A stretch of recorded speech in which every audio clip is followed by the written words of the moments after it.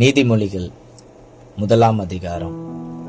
தாவீதின் குமாரனும் இஸ்ரவேலின் ராஜாவுமாகிய சாலமோனின் நீதிமொழிகள்.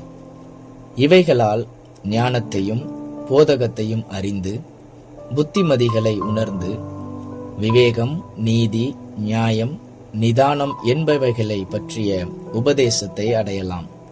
இவைகள் பேதைகளுக்கு வினாவையும் வாலிபருக்கு அறிவையும் விவேகத்தையும் கொடுக்கும். புத்திமான் இவைகளை கேட்டு அறிவில் தேர்வான்.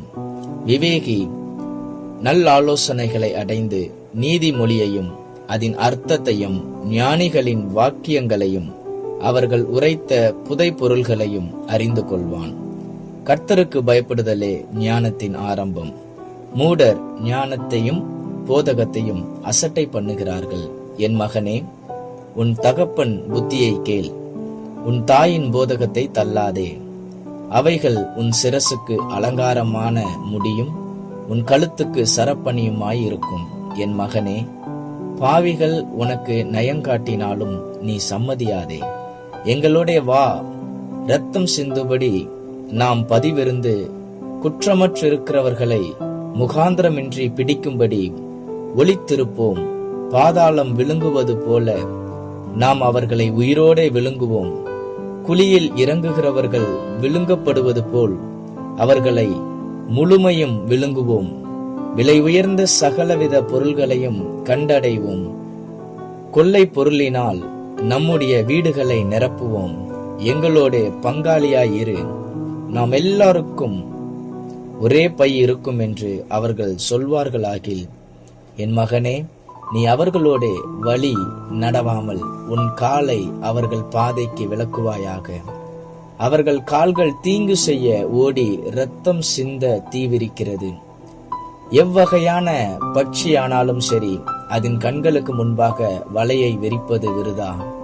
இவர்களோ தங்கள் இரத்தத்திற்கே பதிவிருக்கிறார்கள், தங்கள் பிராணனுக்கே ஒளி வைத்திருக்கிறார்கள். பொருளாசையுள்ள எல்லாருடைய வழியும் இதுவே. இது தன்னை உடையவர்களின் உயிரை வாங்கும். ஞானமானது வெளியே நின்று கூப்பிடுகிறது, வீதிகளில் சத்தமிடுகிறது.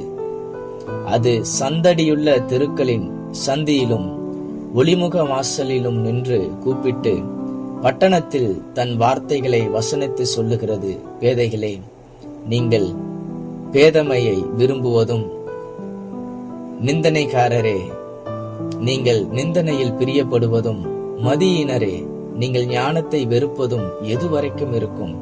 என் கடிந்து கொள்ளுதலுக்கு திரும்புங்கள். இதோ என் ஆவியை உங்களுக்கு அருளுவேன், என் வார்த்தைகளை உங்களுக்கு தெரிவிப்பேன். நான் கூப்பிட்டும் நீங்கள் கேட்க மாட்டோம் என்கிறீர்கள். நான் என் கையை நீட்டியும் கவனிக்கிறவன் ஒருவனும் இல்லை. என் ஆலோசனையெல்லாம் நீங்கள் தள்ளி என் கடிந்து கொள்ளுதலை வெறுத்தீர்கள். ஆகையால் நானும் உங்கள் ஆபத்து காலத்தில் நகைத்து நீங்கள் பயப்படும் காரியம் வரும்போது ஆகடியம் பண்ணுவேன். நீங்கள் பயப்படும் காரியம் புசல் போல் வரும்போது, ஆபத்து சூறாவளி போல் உங்களுக்கு நேரிடும் போதும், நெருக்கமும் இடுக்கமும் உங்கள் மேல் வரும் போதும் ஆகடியம் பண்ணுவேன்.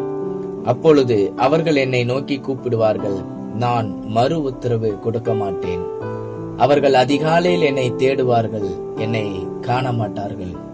அவர்கள் அறிவை வெறுத்தார்கள், கர்த்தருக்கு பயப்படுதலை தெரிந்து கொள்ளாமற் போனார்கள். என் ஆலோசனையை அவர்கள் விரும்பவில்லை, என் கடிந்து கொள்ளுதலை எல்லாம் அசட்டை பண்ணினார்கள். ஆகையால் அவர்கள் தங்கள் வழியின் பலனை புசிப்பார்கள், தங்கள் யோசனையினால் திருப்தி அடைவார்கள். பேதைகளின் மாறுபாடு அவர்களை கொல்லும், மூடரின் நிர்விசாரம் அவர்களை அழிக்கும். எனக்கு செவி கொடுக்கிறவன் எவனோ அவன் விக்கனமின்றி வாசம் பண்ணி ஆபத்துக்கு பயப்படாமல் அமைதியாயிருப்பான்.